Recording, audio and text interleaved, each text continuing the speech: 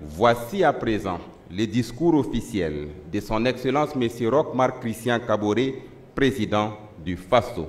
Excellence, s'il vous plaît.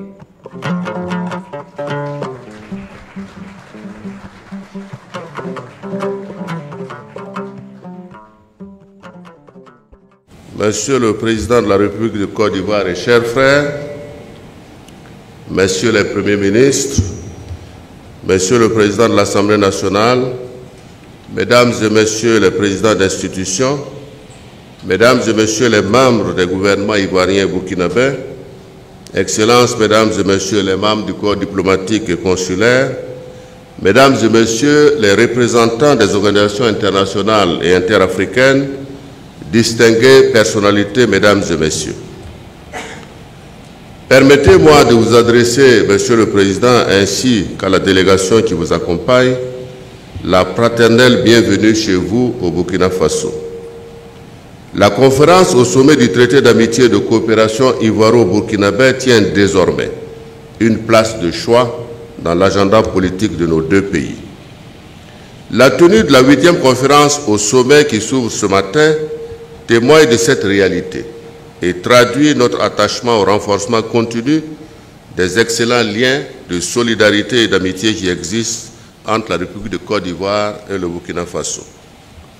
Monsieur le Président, depuis la signature du traité d'amitié et de coopération en 2008, je note avec beaucoup de satisfaction que de nombreux accords ont été signés entre nos deux pays dans plusieurs domaines.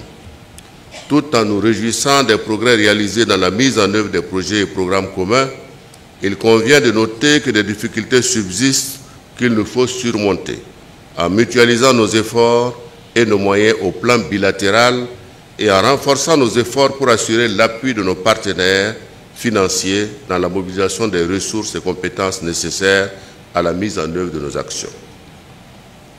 Monsieur le Président, aujourd'hui, tous les pays sont confrontés au défi majeur et global qu'est la lutte contre le terrorisme.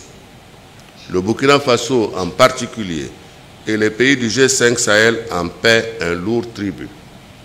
Cette situation a un impact négatif sur nos économies et la cohésion sociale, entravant ainsi nos efforts de construction nationale. C'est pourquoi il me plaît de saluer l'initiative d'Accra qui engage la Côte d'Ivoire, le Bénin, le Ghana et le Togo dans une coopération active avec le G5 Sahel dans la lutte contre le terrorisme.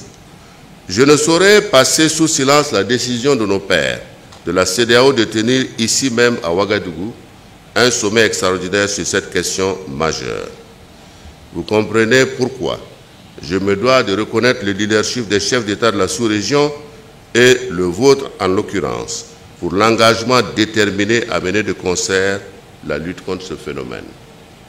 La paix n'a pas de prix et chacun de nous le sait très bien, sans paix ni sécurité, aucun développement n'est envisageable.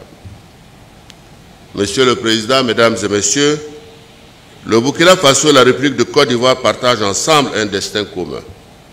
Et le TAC est à la fois un outil de définition de nos ambitions et un instrument de leur prise en charge.